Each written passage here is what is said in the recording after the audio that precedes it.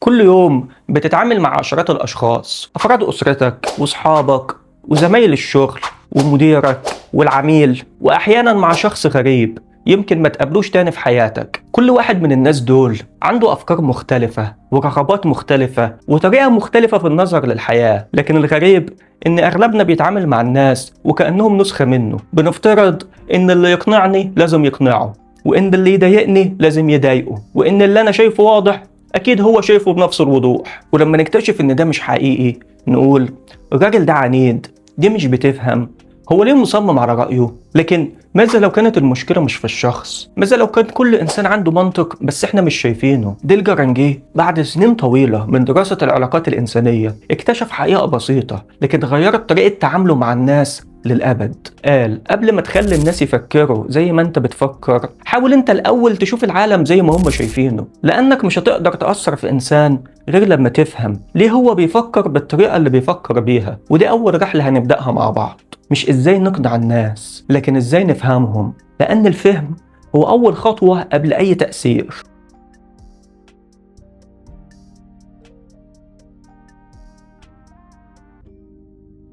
أنا محمد فوزي، وإحنا هنا بنفهم الأفكار العميقة اللي في الكتب علشان نحولها لمعلومات نطبقها في حياتنا كل يوم. في مرة ديل كارنيجي قال جملة يمكن تكون أهم جملة اتكتبت في العلاقات الإنسانية. قال تذكر دائما أن الشخص الآخر قد يكون مخطئا تماما لكنه لا يعتقد ذلك. تأمل الجملة دي، إحنا لما بنختلف مع حد غالبا أول حاجة بنفكر فيها إزاي نثبت إنه غلط، لكن هل عمرك سألت نفسك ليه هو أصلا مقتنع إنه صح؟ الحقيقة إن كل إنسان عنده أسباب خلته يشوف الدنيا بالطريقة دي. يمكن اتربى بشكل مختلف، يمكن مر بتجارب مختلفة، يمكن عاش ظروف أنت عمرك ما عشتها. ولو كنت مكانه وعشت نفس حياته وشفت اللي شافه يمكن كنت هتوصل لنفس النتيجة. وعلشان كده ديل كارنيجي بيقول قبل ما تضيع وقتك في لوم الناس حاول تفهمهم، لأن أي شخص يقدر ينتقد ويقدر يلوم، لكن الشخص الحكيم هو اللي بيحاول يكتشف السبب.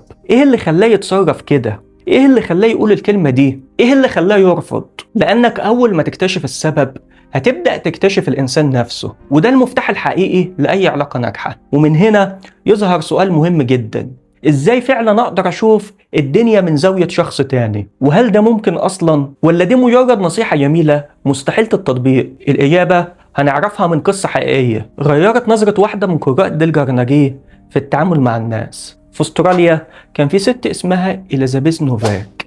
زي ناس كتير اشترت عربية بالتقسيط، لكن مرت عليها فترة صعبة وتأخرت عن دفع الأقساط، مش أسبوع ولا 2 ولا 3 لكن 6 أسابيع. وفي يوم جمعة رن التليفون، كان موظف من شركة التمويل وصوته كان حاد جدا. قال لها بلهجة صارمة لو ما دفعتيش $122 قبل صباح الاثنين الشركة هتبدأ تتخذ ضدك إجراءات. المكالمة انتهت لكن التوتر ما انتهاش. إليزابيث كانت عارفة إن هي مش هتقدر تجمع المبلغ ده خلال أجازة نهاية الأسبوع، وده معناه إن صباح يوم الاثنين هيضطروا يتكلموا تاني. خليني أسألك سؤال، لو كنت مكانها كنت هتعمل إيه؟ يمكن تدافع عن نفسك، يمكن تقول إن الظروف خارجة عن إرادتك، يمكن تتخانق مع الموظف، أو يمكن ما تردش على التليفون أصلا. لكن إليزابيث عملت حاجة مختلفة تماما. في صباح يوم الاثنين لما الموظف رد عليها قالت له بهدوء أنا بعتذر لك بصدق، وكملت أكيد أنا من أكتر العملاء إزعاجا ليك، ودي مش أول مرة أتأخر فيها عن السداد. الغريب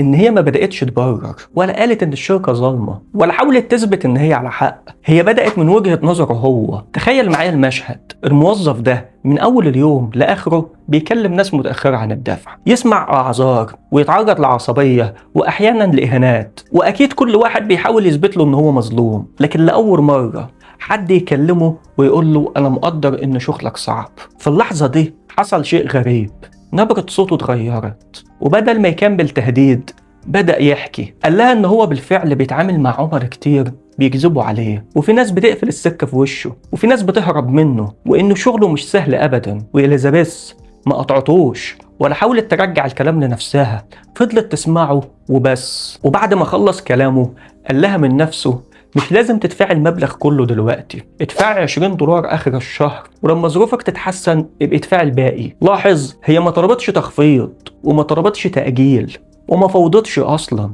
هو اللي عرض الحل. السؤال هنا، هل الموظف اتغير فجأة؟ هل قوانين الشركة اتغيرت؟ هل إليزابيث كانت محظوظة؟ الحقيقة ولا واحد من دول.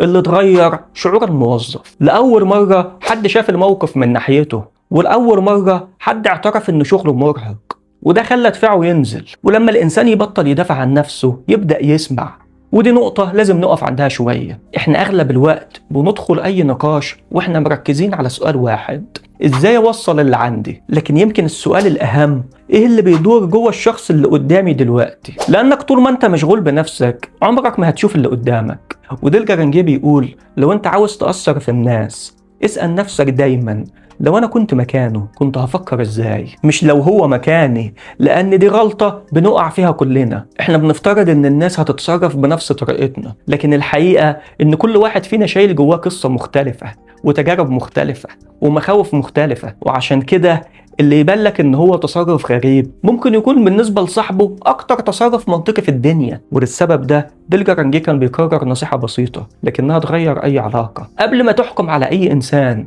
حاول للحظة إن أنت تشوف العالم من المكان اللي هو واقف فيه. لكن يمكن حد يقول: كل ده جميل، لكن مين عنده وقت يقعد يحلل كل شخص قدامه؟ والإجابة إن الوقت اللي أنت هتضيعه وأنت بتحاول تفهم الإنسان أقل بكتير من الوقت اللي هتضيعه وأنت بتحاول تصلحه. وده مش رأي ديل كارنيجي بس، دي كانت قناعة واحد من أساتذة جامعة هارفارد اسمه دين دينهام. وكان بيقول جملة غريبة جدا في البداية لكنها عميقة جدا. قال: أفضل إني أمشي ساعتين قدام مكتب شخص هقابله على إني أدخل عليه من غير ما أعرف هو بيفكر إزاي. تأمل الجملة دي، هو مش بيقول هيمشي ساعتين علشان يجهز كلامه ولا علشان يحفظ ردوده، هو بيمشي ساعتين علشان يحاول يفهم الشخص اللي هيقابله. إيه اللي يهمه؟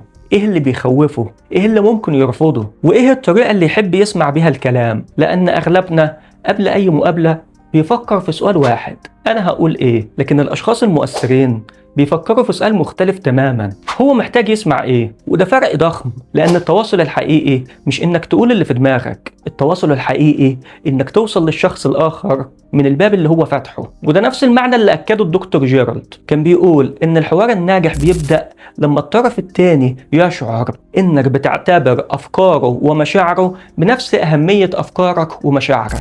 بمعنى تاني، قبل ما تطلب من شخص يسمعك خليه يحس انك سمعته الاول، لان الانسان نادرا ما بيستمع لشخص حاسس ان هو مش فاهمه. وده للاسف واحد من اكبر اخطائنا. لما ابنك يجي يشتكي لك نبدأ ندي نصايح، ولما صديقنا يجي يحكي مشكلة نقاطعه ونقول أنا حصل معايا أكتر من كده، ولما زميلنا يغلط نبدأ نشرح له هو كان المفروض يعمل إيه. لكن قليل جدا اللي بيقف دقيقة واحدة ويسأل نفسه هو شايف الموقف ده إزاي. وده الفرق ما بين إنك تسمع الكلمات وما بين إنك تفهم الإنسان. بعد كل القصص دي لخص ديل كارنيجي الفكرة في مبدأ واحد، مبدأ بسيط لكن لو طبقته هتتفاجئ قد إيه علاقاتك هتتغير. قال: حاول مخلصا أن تنظر للأمور من وجهة نظر الآخرين، مش لأنهم دايما على حق، لكن لأنك مش هتقدر تأثر في إنسان قبل ما تفهمه، ومش هتقدر تفهمه غير لو خرجت اللحظة من راسك ودخلت لراسه هو. لكن رغم أهمية المبدأ ده لسه في خطوة أهم، لأنك ممكن تعرف الشخص اللي قدامك كويس جدا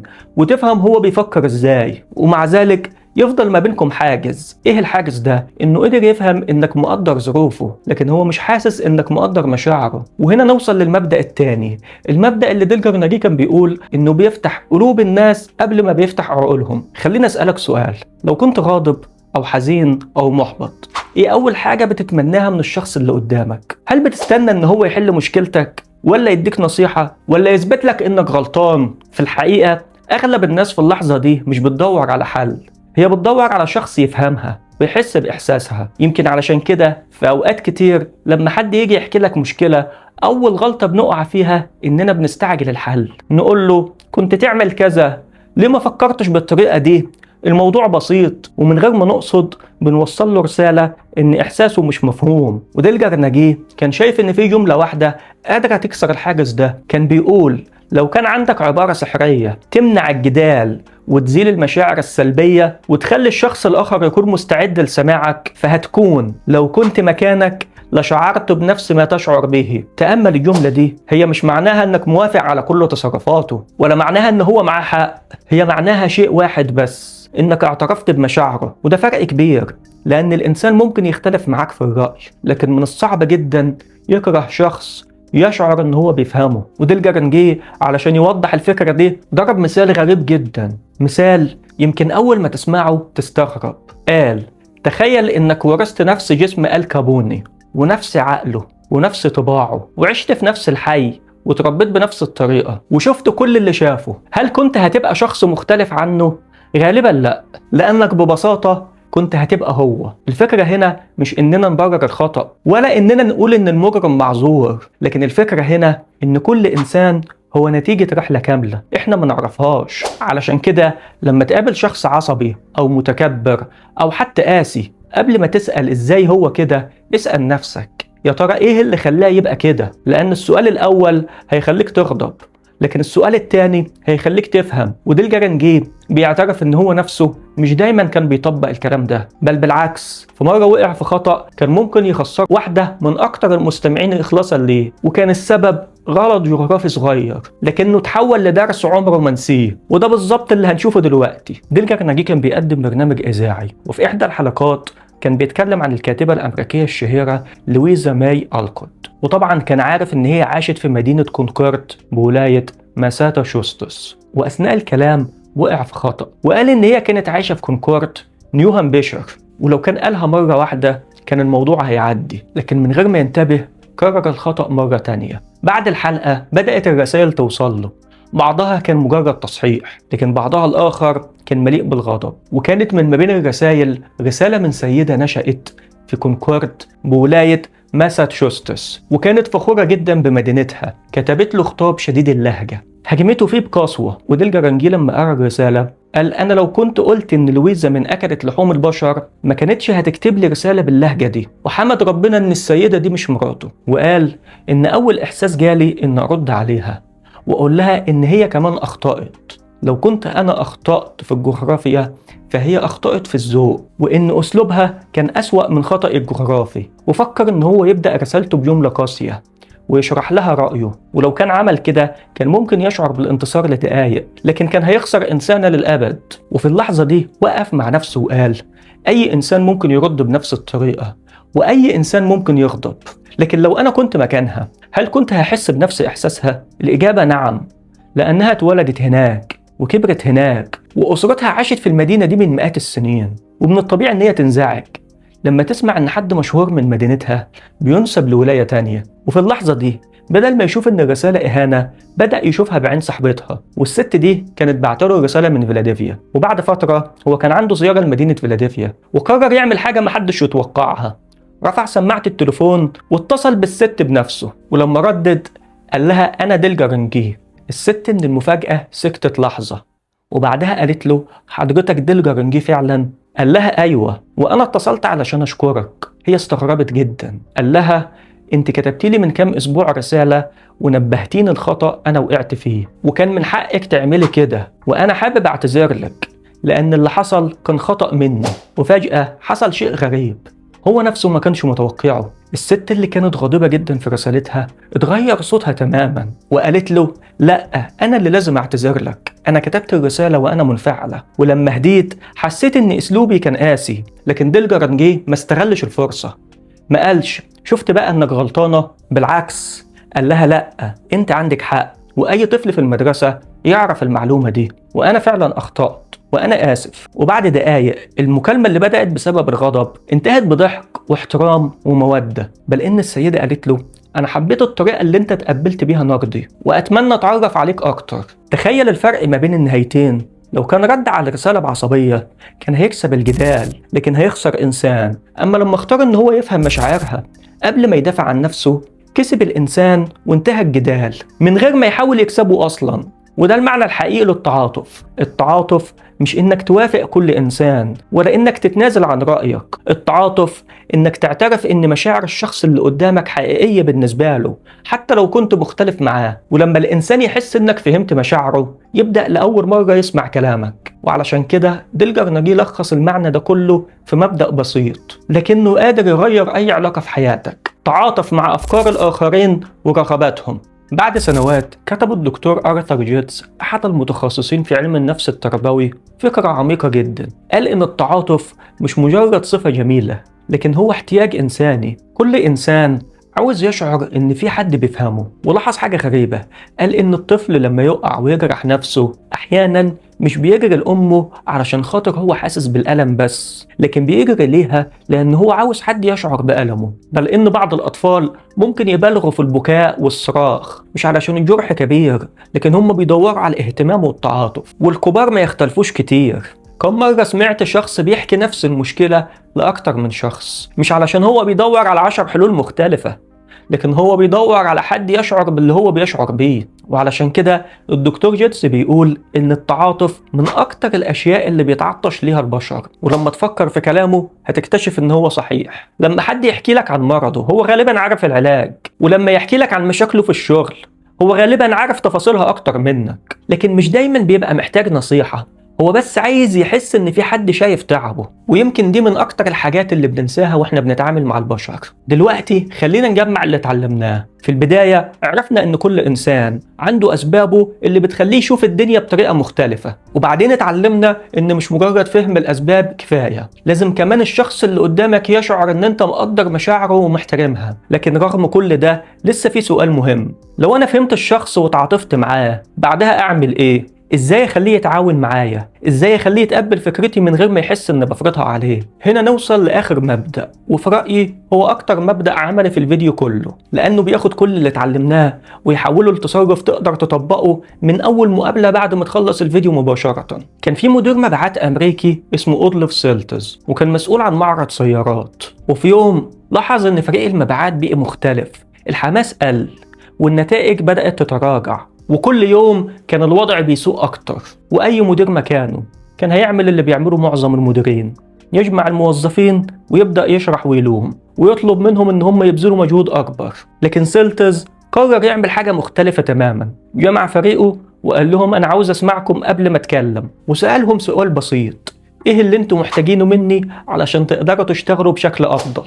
وسكت. بدأ الموظفين يتكلموا، واحد طلب ثقة أكبر، واحد طلب صلاحيات أوسع، واحد قال لهم إحنا محتاجين دعم أكتر. وسيلتز ما كانش بيدافع عن نفسه ولا كان بيقاطع ولا بيبرر، كان بس بيكتب كل كلمة على السبورة. ولما خلصوا بص للسبورة وقال لهم أنا موافق وهبذل كل جهدي علشان أقدر أوفي بكل اللي انتوا طلبتوه. وبعد كده ابتسم وسألهم سؤال واحد، السؤال ده هو اللي غير كل حاجة. ساد الصمت في الغرفة، كل الموظفين كانوا مستنيين هيطلب منهم إيه. هل هيبدأ يطلب بزيادة المبيعات ولا هيحاسبهم على التقصير؟ لكن سيلتز قال بكل هدوء، دلوقتي بعد ما قلت كل اللي انتم محتاجينه مني، ايه اللي يحق لي اطلبه منكم؟ وفجأة بدأت الإجابات تيجي منهم هم. واحد قال الإخلاص، والتاني قال الأمانة، والتالت قال العمل بروح الفريق، ورابع قال المبادرة، وقال آخر 8 ساعات من العمل الجاد بكل حماس. بل إن أحد الموظفين قال لو احتجتنا نشتغل 24 ساعة هتلاقينا موجودين. طبعا هو ما كانش يقصدها حرفيا، لكن الجملة كانت بتعبر عن حاجة أهم، إن روح الفريق رجعت. وانتهى الاجتماع بشكل مختلف تماما عن أي اجتماع سابق. وبعد فترة قصيرة قال سيلتز إن الزيادة في المبيعات كانت الأكبر اللي شافها الفريق خلال الفترة دي. ولما سألوه إيه السر، قال جملة جميلة جدا، قال إحنا عملنا صفقة أخلاقية، أنا وعدتهم إني هحقق لهم اللي هم طلبوه، وهم وعدوني إنهم هيقدموا أفضل ما عندهم. لكن خلينا نقف هنا، إيه اللي عمله سيلتز وكان مختلف عن أغلب المديرين؟ هل لأنه كان الأذكى؟ لا. هل لأنه كان عنده خبرة أكتر؟ برضه لا. الفرق إن هو ما بدأش باللي هو عاوزه، بدأ باللي عاوزه الآخرون. خلى كل واحد فيهم يشارك في صناعة القرار، ولما شاركوا بيشعروا إن القرار قرارهم. وده السبب الحقيقي إنهم حققوا نجاح. وده مش في الإدارة بس، ده في البيت وفي الشغل وفي الزواج وفي الصداقة، حتى مع أطفالك. لأن الإنسان بطبيعته بيحب يحس إن هو ليه رأي، ويحب يحس إن هو شريك مش مجرد منفذ. وعلشان كده ديل كارنيجي كان بيقول لو انت عاوز تكسب الناس ما تنشغلش بمين هياخد الفضل، انشغل بالنتيجة. ولو خرج المدير وشعر ان الفكرة فكرته فده نجاح، ولو خرج العميل وشعر ان القرار قراره فده نجاح، ولو خرج ابنك مقتنع بالتصرف الصحيح ويشعر ان هو اختاره بنفسه فده نجاح. لان الهدف مش يتقال ان الفكرة دي فكرتي، الهدف ان التغيير يحصل. ومن اجمل ما قيل في المعنى ده كلمات الحكيم الصيني لاو تسي من اكتر من 2500 سنة، قال ان البحار والانهار تستطيع أن تستقبل مئات الجداول لأنها تبقى أسفلها. وكمل بمعنى رائع وقال: من أراد أن يكون فوق الناس فعليه أن يضع نفسه تحتهم، ومن أراد أن يتقدمهم فعليه أن يضع نفسه خلفهم. الجملة دي ممكن تبان إن هي غريبة جدا، لكن معناها بسيط جدا. القائد الحقيقي مش هو اللي بيشعر الناس بثقله، لكن اللي يخليهم يشعروا إن هم أصحاب الإنجاز. وبعد كل القصص وكل الأمثلة وكل المبادئ، لخص ديلجر ناجي الفكرة في جملة واحدة، جملة لو طبقتها هتغير طريقة تعاملك مع الناس. قال: دع الشخص الآخر يشعر أن الفكرة فكرته. ولاحظ إن احنا وصلنا للجملة دي بعد رحلة كاملة، لأنك مش هتقدر تخلي إنسان يشعر أن الفكرة فكرته إلا لو مريت ب3 خطوات. أولا، أن تحاول بصدق أن ترى الدنيا من زاوية نظرته هو. وثانيا، أن يشعر أنك بتتفهم مشاعره وما بتحتقروش. وثالثا، أن تشاركه في القرار بدل ما تفرضه عليه، لأن الناس مش بتقاوم الحقيقة دايما، لكن كثيرا ما بتقاوم الطريقة اللي بتقدم بيها الحقيقة. ولو خرجت من الفيديو ده بفكرة واحدة بس، فاتمنى تكون دي: في المرة الجاية قبل ما تحاول تغير رأي أي إنسان، اسأل نفسك 3 أسئلة: هل فهمت وجهة نظره؟ هل شعر إني بتفهم مشاعره؟ وهل اديته الفرصة إن هو يشعر إن القرار قراره هو؟ لو كانت إجابتك بنعم، هتتفاجئ إن كتير من الأبواب اللي كانت مغلقة هتبدأ تتفتح من تلقاء نفسها. ولو عجبك الفيديو اعمل لايك وفعل زر الجرس علشان يوصلك كل جديد، وشير علشان غيرك يستفيد.